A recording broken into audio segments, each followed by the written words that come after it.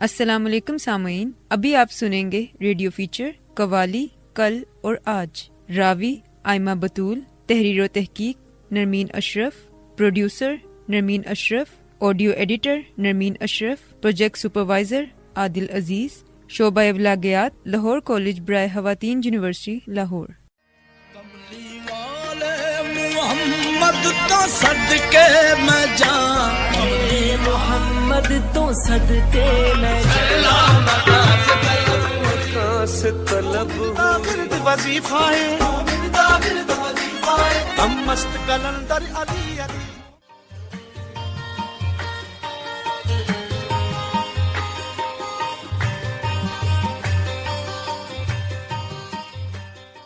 لفظ قوالی عربی کے لفظ قول سے مشتق ہے۔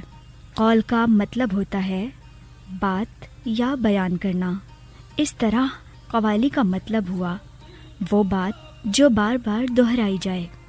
قیصر کامران، جن کا تعلق شعبہ صحافت سے ہے، وہ اپنے سما نیوز کے ایک آن لائن آرٹیکل میں قوالی کا تذکرہ کرتے ہوئے لکھتے ہیں کہ یہ عام طور پر سمجھا جاتا ہے کہ قوالی 1400-1500 سال قبل سے گائی جا رہی ہے، کیونکہ اس وقت اسلام پھیلا، لیکن تحقیق کی جائے تو پتہ چلتا ہے کہ یہ تقریباً 3200 سال سے گائی جا رہی ہے۔ سب سے پہلے جو منتر پڑھے جاتے تھے وہ بھی قوالی کی ایک شکل ہیں۔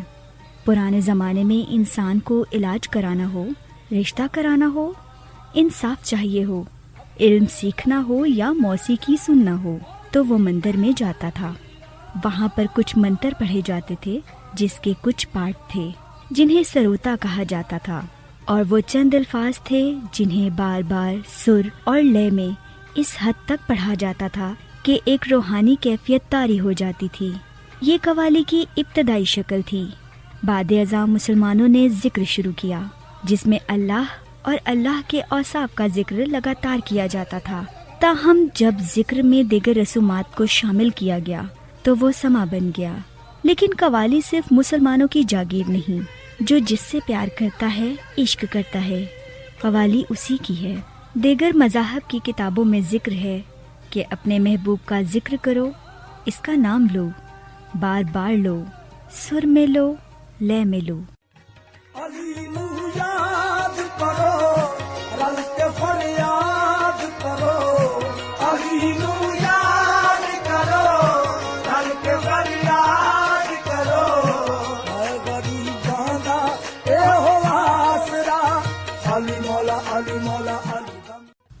برصغیر پاک و ہند میں 4 بڑے صوفی طریقوں کو بہت زیادہ مانا جاتا ہے، اور وہ ہیں چشتیہ، قادریہ، سہروردیہ اور نقشبندیہ۔ ان چاروں میں چشتیہ سلسلے نے برصغیر میں قوالی کی سرپرستی اور ترویج میں سب سے زیادہ اہم کردار ادا کیا ہے۔ جب اس خطے میں تصوف اپنے مقامی ذائقوں، زبانوں، رسم و رواج اور ثقافتی طریقوں کو استوار کر رہا تھا تو قوالی میں بھی بہت سی تبدیلیاں ہوئیں۔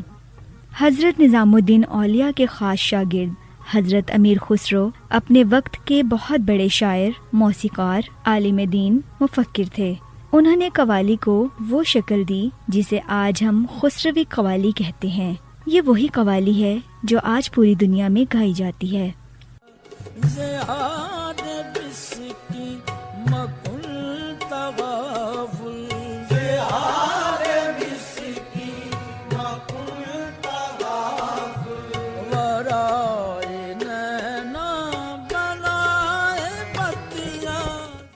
غوث سیوانی بہارت میں مقیم ایک ادیب ہیں۔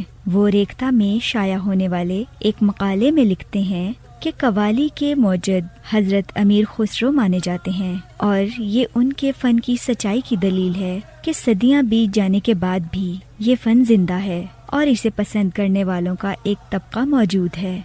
ایک حکایت ہے کہ ایک مرتبہ امیر خسرو اپنے مرشد حضرت نظام الدین اولیاء کی خدمت میں حاضر ہوئے اور عرض گزار ہوئے کہ ان کی شاعری میں وہ شیرنی آ جائے جو بے مثال ہو۔ مرشد نے اپنے فرما بردار مرید کی عرض داشت سنی اور کہا کہ گھاٹ کے نیچے شکر رکھی ہوئی ہے، نکالو، اسے خود کھاؤ اور حاضرین میں تقسیم کرو۔ امیر خسرو نے ایسا ہی کیا اور پھر ان کی زبان میں وہ شیرنی آ گئی کہ آج 700 سال سے زیادہ کی مدت گزرنے کے بعد بھی اس کی مٹھاس میں کمی نہیں آئی۔ ہندوستانی تاریخ میں موسیقی کے حوالے سے حیرت انگیز شہرت کے حامل اکبر کے نورتنوں میں سے ایک تان سین ہیں، جن کی پرورش گوالیار کے معروف صوفی حضرت محمد غوث گوالیاری کی خانقاہ میں ہوئی تھی، اور انہیں موسیقی کی تعلیم بھی آپ ہی نے دی تھی۔ آج بھی تان سین کی قبر آپ کے پہلو میں موجود ہے۔ اس قسم کے واقعات اس بات کی گواہی کے لیے کافی ہیں کہ یہاں کے صوفیاء کو موسیقی سے خاص لگاؤ تھا، اور انہوں نے اس ملک کے سنگیت کو بہت کچھ دیا، جس میں سے ایک قوالی بھی ہے۔ اس کی ایجاد اور مقبولیت صوفیاء کرام کی مرہون منت ہے۔ پاکستان کے معرض وجود میں آنے کے بعد فن قوالی میں بہت سے نام نظر آتے ہیں جنہیں قوالی کا صحیح نمائندہ قرار دیا جا سکتا ہے، اور قوالی کی حیات نو کا بیڑا بھی انہی کے سر ہے۔ استاد مبارک علی خان اور استاد فتح علی خان جو ایک قوال گھرانے سے تعلق رکھتے تھے، ان کا خاندان لائل پور میں آ کر آباد ہو گیا۔ اپنے بزرگوں کے نقش قدم کو قائم رکھتے ہوئے استاد مبارک علی اور استاد فتح علی خان قوالی کے فن کی آبیاری کرتے رہے اور اس فن کے لیے اپنی نئی نسل تیار کرتے رہے۔ قوالی میں اس گھرانے کی انفرادیت ان کا خاص اسلوب ہے۔ آج بھی قوالی میں گرہ بازی، صحت لفظی اور تان پلٹے میں یہ گھرانہ بے مثال سمجھا جاتا ہے۔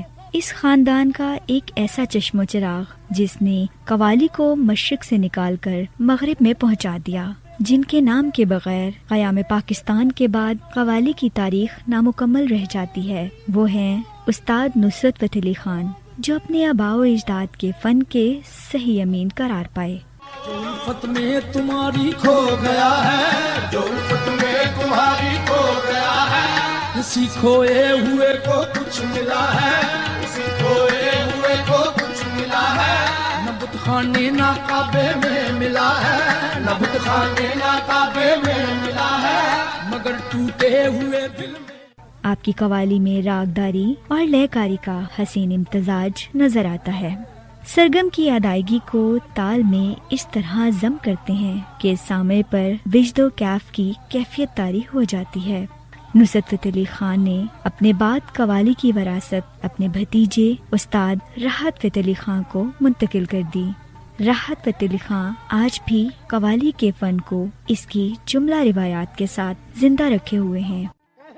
درد غم مگر شوخ مست نوز سے، بھیروی کا راگ چھیڑ سوز سے، گداز سے کیوں اب سہن کبھی اولاتے ہونے نہ بیڑے، اٹھے اولاتے ہونے نہ بیڑے، کسے نہیں تیری بات پوچھنی، اٹھے اولاتے ہونے نہ بیڑے، کسے نہیں تیری بات پوچھنی۔ پر نور فضاواں آقا دا محلہ۔ راحت فتح علی خان کا قوالی کے متعلق اپنے تجربے پر روشنی ڈالتے ہوئے کچھ یوں کہنا تھا۔ قوال بچوں کا گھرانہ یہ کلاسیکل گھرانہ ہے، ان کو راگ کی تعلیم، راگداری کی تعلیم، تال کی تعلیم، بول ادیا کی تعلیم یہ پراپر ہوتی ہے۔ قوال بچوں کا گھرانہ حضرت امیر خسرو سے منسلک ہے، اور آپ جانتے ہیں، بخوبی جانتے ہیں کہ حضرت امیر خسرو نے اپنی کتنی کتابیں اور کتنے راگ جو ہیں وہ ایجاد کیے ہیں، کتنے ساز ایجاد کیے ہیں، اور وہ ایک قوال تھے۔ تو ہم لوگ تو کلاسیکل گھرانوں کی اس طرح سے بھی خدمت کرتے آ رہے ہیں، بہت پرانے۔ یاسر اقبال مزید لکھتے ہیں کہ پاکستان کے معرض وجود میں آنے کے بعد فن قوالی کا دوسرا بڑا مرکز کراچی میں قائم ہوا، جہاں صابری برادران اور ان کا خاندان قوالی کی نمود میں مصروف عمل رہا۔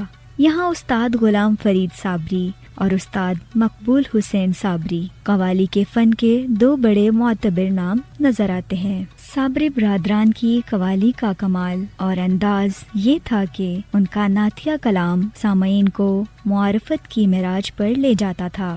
تاجدار حرم جیسی نعت کو قوالی کے آہنگ میں پیش کر کے سامعین کو عشق نبی صلی اللہ علیہ وآلہ وسلم سے سرشار کر دیتا ہے۔ اس قوالی کو بہت مقبولیت حاصل ہوئی۔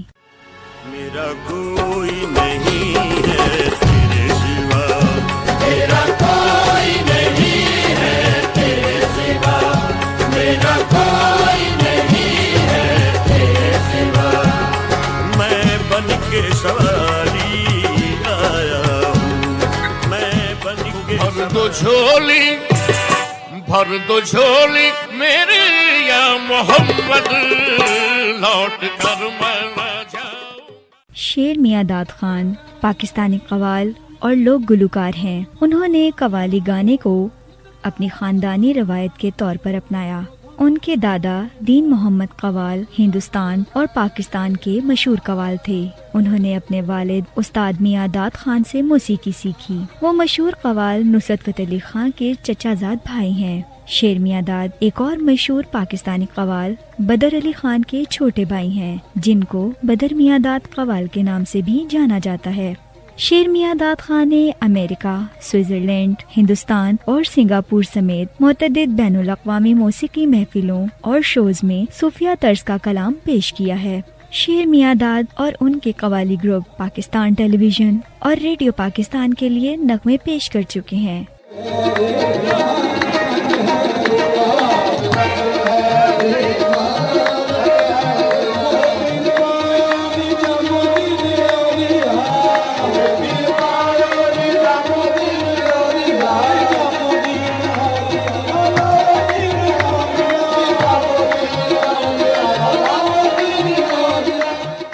شیر میاں داد نے قوالی کے موضوع پر روشنی ڈالتے ہوئے کچھ یوں کہا۔ دیکھیں جی، قوالی کا مقصد کیا ہے؟ قول سے قوالی ہے۔ قول کس کا؟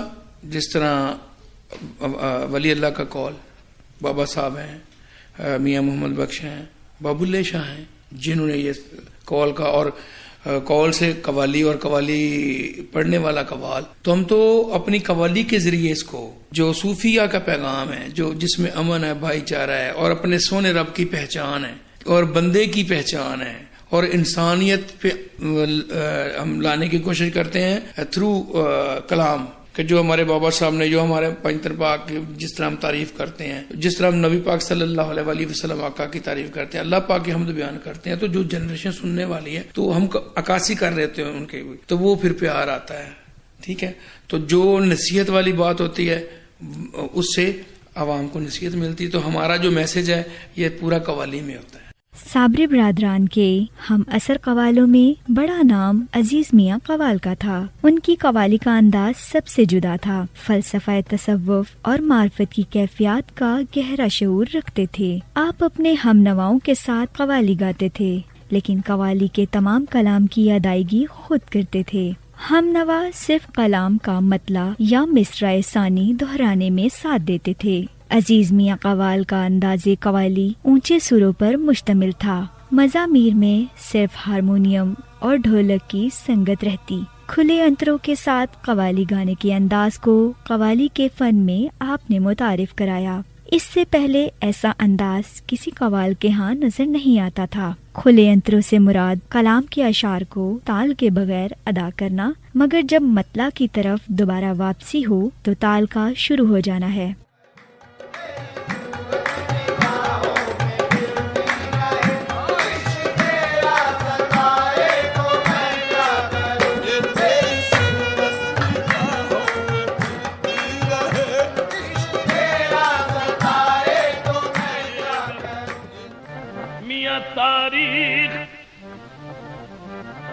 تاریخ اگر ڈھونڈے گی ثانی محمد،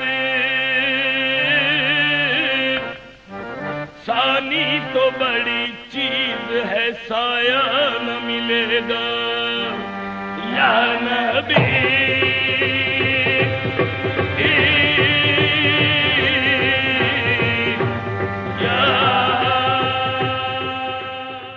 دور حاضر کی بات کریں تو آج کے دور میں نامور قوال حضرات موجود ہیں جو نسل در نسل قوالی کی خدمات انجام دے رہے ہیں۔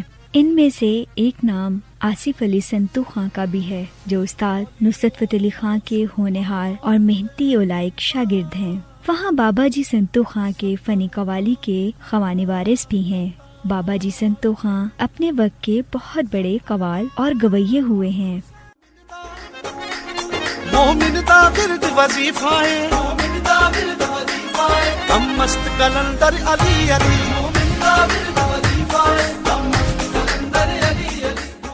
संतू कवाल का कवाली के बारे में कुछ यूँ कहना था। कवाली जो इल्म मौसीकी के अंदर जो सिनफ़ें हैं मौसीकी की, उनमें सबसे डिफ़िकल्ट सिनफ कवाली है। कवाली वो सिनफ है जिसके अंदर सब कुछ है, क्लासिकल भी है, नीम क्लासिकल भी है, ठुमरी भी है, गज़ल भी है, सूफ़ी भी है, हर म्यूज़िक आपको कवाली के अंदर मिलता है। ये सदका तो दरगाहों का है। आज जो कोई भी कवाल जब बनता है किसी दरगाह की निस्बत से बनता है, तो उसमें इसमें थोड़ी सी जिद्दत की उस्ताद नुसरत फतेह अली खां साहब ने, और उनका जो अंदाज़ था वो मैं समझता हूँ कि वो एक यूनिक है। मौजूदा वक्त में पाकिस्तान में कवाली के फ़न में सूफियाना फ़िक्र का नुमाइंदा नाम उस्ताद फरीद अयाज कवाल का है, जिन्हें पाकिस्तान वाले दिल्ली वाला और दिल्ली वाले पाकिस्तान वाला समझते हैं। अयाज फरीद कवाल कराची के एक कवाल घराने से ताल्लुक़ रखते हैं और कवाली में मुनफरिद असलूब के हामिल हैं। खुसरवी इख्तराआत में कौल, कल्बाना और तराना की गायकी का भी गहरा शऊर रखते हैं। सिराज औरंगाबादी की गज़ल खबरे तहय्युर इश्क उनके असलूब की नुमाइंदा गज़ल है। पाकिस्तानी कवाली में अयाज फरीद का नाम ख़ास अहमियत का हामिल है और इस फन की आबियारी में उनका किरदार बहुत अहम रहा और इन्हें सरहद के दोनों जानिब मकबूलियत हासिल है। अगर ये कहा जाए कि वो पाकिस्तान में कवाली के बुझते चिराग को जलाए रखने की कोशिश कर रहे हैं तो ये बेजाना होगा।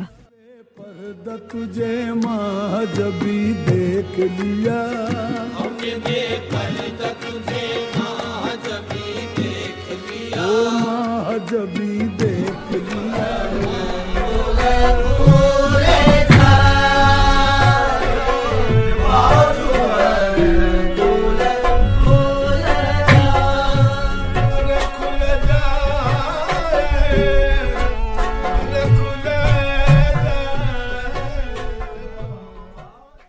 कवाली हमेशा से असनाफ़े मौसीकी में हर दिल लजीज सिन्फ रही है। मशरिकी मौसीकी के कवाली आहंग से अहले मगरिब बहुत मुतासिर हुए हैं। आजकल यूरोप के कुछ फनकार कवाली गाने और सीखने की तरफ राग़िब हो रहे हैं, जिनके वीडियो लिंक यूट्यूब पर आसानी से मिल जाते हैं। अगरचे आज के ज़माने में जहाँ मगरिब और तरक्की याफ्ता ममालिक की तहजीबों ने हम पर गहरे असरात मुरतब किए हैं और हमारी सकाफत को मुख्तलिफ जावियों से मुतासिर किया है, वहीं दूसरी जानिब पाकिस्तान में मौजूद ये फनकार हमारी सकाफत के आईनादार हैं। चाहे मौसीकी में जिद्दत आ चुकी हो, मगर कवाली आज भी अपना अलग मकाम कायम किए हुए है। इसके सुनने वाले आज भी मौजूद हैं और नए सुनने वालों को भी कवाली अपनी जानिब मुतवज्जा करने की सलाहियत रखती है। इसके अलावा कुछ अदारों का इस फन और फनकार को जिंदा रखने में एक अहम किरदार रहा है। माजी में नुसरत फतेह अली खां ने कवाली में नए अंदाज को मुतारिफ करवाकर सुनने वालों को अपने शहर में जकड़े रखा। इसी तरह मौजूदा वक्त में अली अजमत, आरिफ लोहार, आतिफ असलम और अली जफर ने कवाली को न सिर्फ नई जिद्दत बख्शी है, बल्कि कवाली के फन को नई रूह और ताजगी भी अता की है। जहाँ कवाली में चंद साजों का इस्तेमाल होता था, वहीं आज नए मौसीकी के आलात का इस्तेमाल करके इन मौसीकारों ने न सिर्फ पुरानी कवालियों को नए अंदाज से गाया है, बल्कि इसे बहुत हद तक अवाम में मकबूल भी किया है। और यही वजह है कि कवाली के फन की दोबारा से पजीराई हो रही है, जो कि माजी में पॉप म्यूजिक के बाइस अपनी पहचान खो बैठी थी।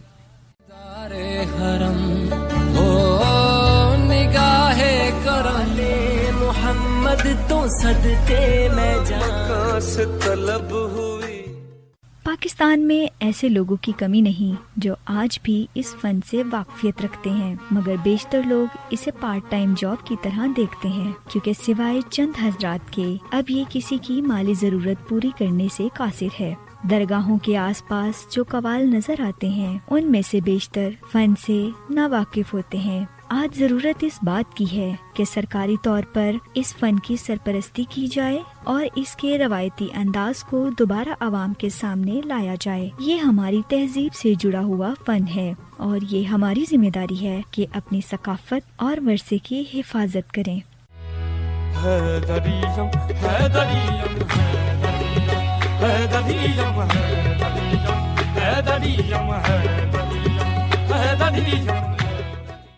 سامعین، ابھی آپ سن رہے تھے ریڈیو فیچر قوالی کل اور آج۔ راوی آئمہ بطول، تحریر و تحقیق نرمین اشرف، پروڈیوسر نرمین اشرف، آڈیو ایڈیٹر نرمین اشرف، پروجیکٹ سپروائزر عادل عزیز، شعبہ ابلاغیات لاہور کالج برائے خواتین یونیورسٹی لاہور۔